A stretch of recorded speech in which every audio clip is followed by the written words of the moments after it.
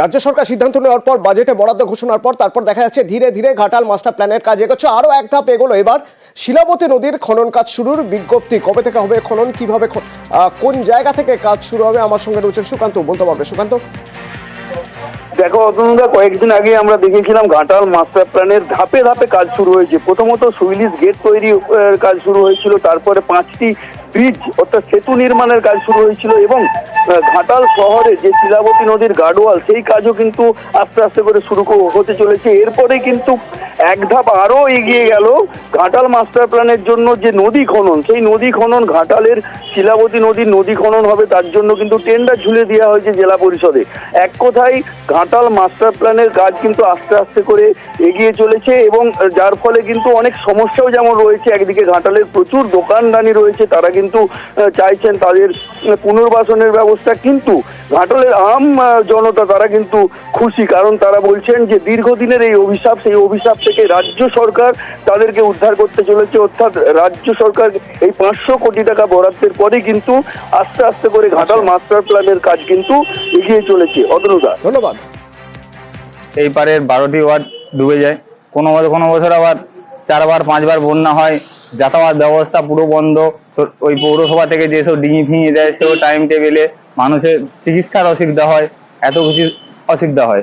আমাদের এবারে নদীতে যে 23 কিলোমিটার রাস্তাটি নদীটি খনন করা হবে, সেই খননটা করলে আমরা জানি যে নদী যদি খনন হয় তাহলে তার জলটা তাড়াতাড়ি নেমে যাবে। আর যদিও বা ছোটখাটো বন্যা হয়, বন্যাটা আমাদের এপারে বেশি দিন স্থায়ী হবে না, নদী দিয়ে জলটা নেমে যাবে। আশা করি বন্যা থেকে মুক্তি পাওয়া যাবে। আমরা 200 বছরের দোকান, আমরা রুজি রোজগার আছে, আর 10টা লোক কাজ করে, তারা কোথায় যাবে? আমাদের এই মুহূর্তে এখান থেকে কোনো রকমের করবো নি, অন্য ব্যবস্থা করবো না, বিকল্প ব্যবস্থা। হ্যাঁ করবো, প্রত্যেক আরো বাধা নেই আমাদের, মাস্টার প্ল্যানে কোনো বাধা নেই, কোনো ত্রুটি নেই, করুক, আমাদের দোকান বাঁচিয়ে বিকল্প ব্যবস্থা করুক। জায়গা ছাড়লে নদী খনন হলে আমাদেরকে জায়গা ছাড়তে হবে কেন, সেইটা প্রথম প্রশ্ন। যদি ছাড়তেই হয় আমরা কোথায় যাব? আমাদের তো এইটাই আমাদের সংসার চলে, পেট ভাতের ব্যবস্থা এইটা। আজ আমরা 100 বছর 90 বছর ধরে আমরা এখানে ব্যবসা করে আসছি, হুট করে বললেই কি আমরা ছেড়ে দেব? পুঁঠিবাজার তো অনেকটাই আমাদের কাছে হেরিটেজ। পুঁঠিবাজার আমাদের কাছে অনেক অতীতের স্মৃতি বহন করে আসছে, ফলে সেখানকার ব্যবসায়ীরা যাবেন কোথায়? তাই আমরা একটা আলাপ আলোচনা স্তরে রেখেছি যে ওখানে যতজন ব্যবসায়ী আছে তার তালিকা করা হোক, ওদের যদি আমরা আগামী দিনে রিহ্যাবিলেট করে দিই, তো তাই আমরা ঠিক করেছি যে কাছাকাছি আমাদের গভর্নমেন্ট ল্যান্ড যদি থাকে সেই জায়গা আমরা চিহ্নিত করে সেখানে আমরা মার্কেট তৈরির ব্যবস্থা করব। আর ওদিকে এনআইটির এক অধ্যাপকের মৃত্যু হলো বিস্ফোরণে আহত হয়ে দিল্লির হাসপাতালে। 15ই এপ্রিল গবেষণা চলছিল, সে সময় গবেষণার সময় বিস্ফোরণে আহত হন অধ্যাপক ইন্দ্রজিৎ বসাক। অর্পণ রয়েছেন আমার সঙ্গে। অর্পণ, ইন্দ্রজিৎ বসাককে দুর্গাপুর হাসপাতালে ভর্তি করা হয়েছিল এবং তখন তার কি অবস্থা ছিল, এখনো পর্যন্ত চিকিৎসকরা কি বলছেন? একেবারে 15ই এপ্রিল কিন্তু দুর্গাপুরের যে এনআইটি রয়েছে সেই এনআইটিতে ছাত্রদের নিয়ে গবেষণা করার সময় কিন্তু বিস্ফোরণের ঘটনা ঘটে এবং এই বিস্ফোরণের যেটা কিন্তু ঝলসে যায় একজন অধ্যাপক এবং একজন ছাত্র। যদিও সুস্থ রয়েছেন ওই ছাত্র এবং যিনি অধ্যাপক রয়েছেন ইন্দ্রজিৎ বসাক, তাকে প্রথমে দুর্গাপুরের একটি সুপার স্পেশালিটি হাসপাতালে নিয়ে যাওয়া হয়। এরপর তার শারীরিক অবস্থা অবনতি হওয়ার কারণে দিল্লির হাসপাতালে ভর্তি করা হয় এবং সেখানে তিনি চিকিৎসাধীন এবং আজ সকালে অধ্যাপক মেকানিক্যাল বিভাগের অধ্যাপক ইন্দ্রজিৎ বসাক তার মৃত্যু হয়। ধন্যবাদ। নজর থাকবে দিল্লিতে যোগ্য অযোগ্য এবং তার পাশাপাশি নজর থাকবে আজ কলকাতায় যোগ্য অযোগ্যদের তালিকা। আজই যোগ্য অযোগ্য তালিকা প্রকাশের সম্ভাবনা। চাকরিহারাদের দেওয়া রাজ্যের সময়সীমা আজ শেষ, সেক্ষেত্রে আজ যোগ্য অযোগ্যের তালিকা পাওয়া যাবে।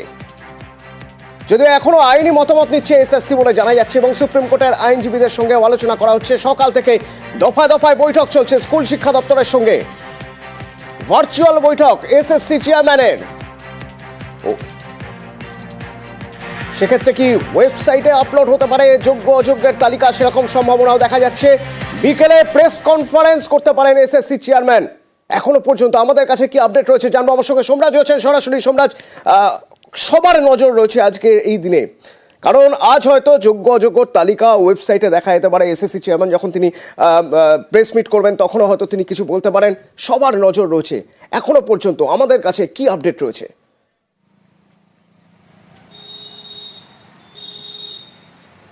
দেখো, সম্ভবত আজকেই স্কুল সার্ভিস কমিশন যোগ্য এবং অযোগ্যদের তালিকা প্রকাশ করে দিতে পারে সেই সম্ভাবনাই তৈরি হয়েছে। তার কারণ গত 3 দিন ধরে লাগাতার স্কুল সার্ভিস কমিশনের তরফে বিভিন্ন স্তরে আইনি মতামত নেওয়া হচ্ছে। বিশেষ করে এই যোগ্য অযোগ্যদের যে তালিকা প্রকাশ করা হবে সেই তালিকায় কি লেখা থাকবে, যোগ্য লেখা থাকবে, অযোগ্য লেখা থাকবে, নাকি তার বদলে অন্য কিছু লেখা থাকবে, এই বিষয়গুলি নিয়েই মূলত আইনি মতামত দিচ্ছে স্কুল সার্ভিস কমিশন। আজ সকাল থেকেই দফায় দফায় এসএসসি চেয়ারম্যান স্কুল শিক্ষা দপ্তরের আধিকারিকদের সঙ্গে যেমন বৈঠক করছেন ভার্চুয়ালি, তেমনি সুপ্রিম কোর্টের আইনজীবীদের সঙ্গেও আলোচনা করছেন। তার কারণ এসএসসি আশঙ্কা করছে এই যে যখন যোগ্য ও অযোগ্যদের তালিকা প্রকাশ করা হবে, সেই তালিকা প্রকাশ করার সঙ্গে সঙ্গে যারা অযোগ্যদের দলে চলে যাবেন তারা যেমন আদালতের দ্বারস্থ ফের হবেন, তেমনি যারা যোগ্যদের দলে থাকবেন, যোগ্য তালিকায় থাকবেন, তাদের মধ্য থেকেও কেউ কেউ প্রশ্ন তুলে আদালতে যেতে পারেন যে কেন সংশ্লিষ্ট প্রার্থী যোগ্য তালিকায় অন্তর্ভুক্ত হলেন। এই সংক্রান্ত একাধিক প্রশ্ন নিয়ে আদালতে যে ফের মামলা হবে তাতে অন্তত কোনো সন্দেহ প্রকাশ করছে না এসএসসি, কিন্তু যাতে সেই মামলার জটিলতা কোনো তৈরি না হয় নয়া নিয়োগ প্রক্রিয়ার ক্ষেত্রে, সেই কারণেই এসএসসি গোটা বিষয়টি নিয়ে আইনি মতামত চূড়ান্ত করেই তালিকা প্রকাশ করবে। সেক্ষেত্রে আজকে বিকেল বা সন্ধেবেলায় স্কুল সার্ভিস কমিশনের চেয়ারম্যান সিদ্ধার্থ মজুমদার সাংবাদিক সম্মেলন করার পরে এই তালিকা ঘোষণা করতে পারে বলেই সম্ভাবনা তৈরি হয়েছে। তার কারণ তোমার হয়তো মনে আছে 2 সপ্তাহ আগেই শিক্ষামন্ত্রী ব্রাত্য বসু যখন চাকরিহারা শিক্ষক, শিক্ষিকা এবং শিক্ষাকর্মীদের সঙ্গে বৈঠক করেছিলেন, সেই সময় 21 তারিখের ডেডলাইন দিয়ে দিয়েছিলেন, অর্থাৎ 21শে এপ্রিলের মধ্যেই আইনি মতামত নিয়ে রাজ্য এই যোগ্য এবং অযোগ্যদের তালিকা প্রকাশ করবেন। যারা চাকরিহারা, যে প্রায় 26,000 শিক্ষক ও শিক্ষাকর্মী, সুপ্রিম কোর্টের রায় যাদের চাকরি বাতিল হয়েছে, যদিও পরে সুপ্রিম কোর্ট মধ্যশিক্ষা পর্ষদের আবেদনের ভিত্তিতে 31শে ডিসেম্বর পর্যন্ত তারা কাজ করতে পারবেন বলে জানিয়েছে। কিন্তু এই যে তালিকা প্রকাশ নিয়ে যে আন্দোলন চালিয়ে যাচ্ছেন চাকরিহারা শিক্ষক এবং শিক্ষাকর্মীরা, এবং তারা যে দাবি রেখেছিলেন সেই দাবিকে মান্যতা দিয়েই রাজ্য আইনি মতামত নিচ্ছে। আজ বিকেল বা সন্ধ্যের সময় এসএসসি চেয়ারম্যান প্রেস কনফারেন্স করতে পারেন, কিন্তু তার আগে শেষ মুহূর্তের যে আইনি প্রস্তুতি বা আইনি মতামত তা নিয়ে নিচ্ছে এসএসসি। তার কারণ এসএসসি মনে করছে এই তালিকা প্রকাশ হওয়ার পরে ফের সুপ্রিম কোর্টের দ্বারস্থ হতে পারেন চাকরি প্রার্থীদের একাংশ। তাই সব দিক খতিয়ে দেখেই এই যোগ্য অযোগ্যদের তালিকা প্রকাশ করতে পারে আজ এসএসসি। ধন্যবাদ সোমরাজ। আরো এক গুরুত্বপূর্ণ খবর, আজ নজর থাকবে আমাদের, নজর থাকবে শালবনীতে, কারণ শিল্পায়নের সুখবর। শেষ মুহূর্তের ব্যস্ততা চলছে শালবনীতে। আজ দুপুরেই জিন্দালদের পাওয়ার প্ল্যান্টে শিলান্যাস করবেন মুখ্যমন্ত্রী মমতা বন্দ্যোপাধ্যায়। 800 মেগাওয়াটের বিদ্যুৎ প্রকল্পের বাস্তবায়ন, যার ফলে কর্মসংস্থান হতে পারে আশায় রয়েছেন স্থানীয়রা। স্থানীয়দের অগ্রাধিকার দেওয়ার দাবি উঠছে, নিয়োগে স্থানীয়দের অগ্রাধিকার দেওয়া হবে। নতুন তাপবিদ্যুৎ কেন্দ্র, যার শিলান্যাস আজ মুখ্যমন্ত্রী মমতা বন্দ্যোপাধ্যায়ের হাত ধরে, যেখানে প্রথম পর্যায়ে 16,000 কোটি বিনিয়োগ করছে জিন্দালরা, এবং কর্তৃপক্ষের দাবি এই প্রকল্পে 5,000 কর্মসংস্থান হবে। আগামী 21 তারিখে বেলা 2টোয় আমরা শালবনীতে জিন্দালদের পাওয়ার প্ল্যান্ট আমরা উদ্বোধন করতে যাচ্ছি। জিন্দালরা খরচ করছেন 16,000 কোটি টাকার উপরে। তারা অনেকগুলো ইন্ডাস্ট্রিয়াল পার্কও করবে। এর ফলে এটা তৈরি হয়ে গেলে অনেক মানুষের কর্মসংস্থানও হবে। সিমেন্ট কারখানার পর তাপবিদ্যুৎ কেন্দ্র। পশ্চিম মেদিনীপুরের শালবনীতে নতুন প্রকল্পে উদ্যোগী জিন্দাল গোষ্ঠী। সোমবার পাওয়ার প্ল্যান্টের শিলান্যাস করবেন মুখ্যমন্ত্রী মমতা বন্দ্যোপাধ্যায়। শনিবার শালবনীর সৈয়দপুরে পুজো দিয়ে শুরু হয় মঞ্চ তৈরির কাজ।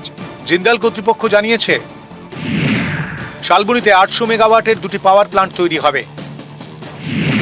এর জন্য প্রাথমিক পর্যায়ে 16,000 কোটি টাকা বিনিয়োগ করা হবে। প্রকল্প চালু হয়ে গেলে প্রত্যক্ষ এবং পরোক্ষভাবে প্রায় 5,000 কর্মসংস্থান হবে। 3 বছরের মধ্যে একটি পাওয়ার প্ল্যান্টের কাজ শেষ হবে বলে আশা কর্তৃপক্ষের। জেএসডব্লিউ এনার্জি, এটা আমরা থার্মাল পাওয়ার তৈরি করব। এখানে প্রায় 2000 একর ল্যান্ডের উপরে এই প্রজেক্টটা হবে। আর এই প্রজেক্টটা যদি সাকসেসফুলি রান করে তো 5000 5500 মতো লোক এখানে কাজ করবে।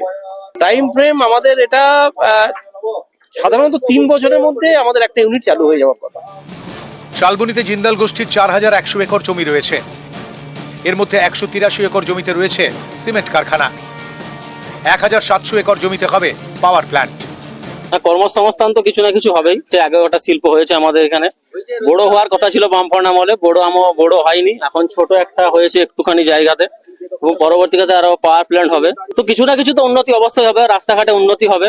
কিছু না কিছু লোকজন যাদের যেরকম যোগ্যতা আছে তারা চাকরি অবশ্যই পাবে, কিছু ব্যবসা বাণিজ্য বাড়বে। এর আগে অনেক কর্মসংস্থানের আশা রেখেছিলাম, কিন্তু ছোট সিমেন্ট প্ল্যান্ট হওয়ার কারণে আমরা সেরকম কিছু পাইনি। আমরা আশা করব এই কারখানাটাতে ব্যাপক পরিমাণে কর্মসংস্থান হবে।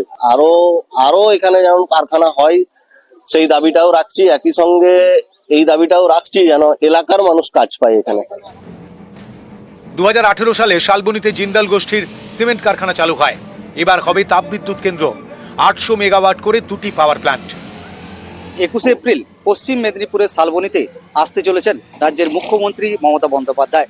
জানা গেছে ওই দিন জিন্দাল প্ল্যান্টে শিলান্যাস করবেন তিনি বিদ্যুৎ উৎপাদন কেন্দ্রের। আর তাই নতুন করে আশায় বুক বাঁধতে শুরু করেছে শালবনীর মানুষেরা। পশ্চিম মেদিনীপুর থেকে শোভন দাস, নিউজ 18 বাংলা।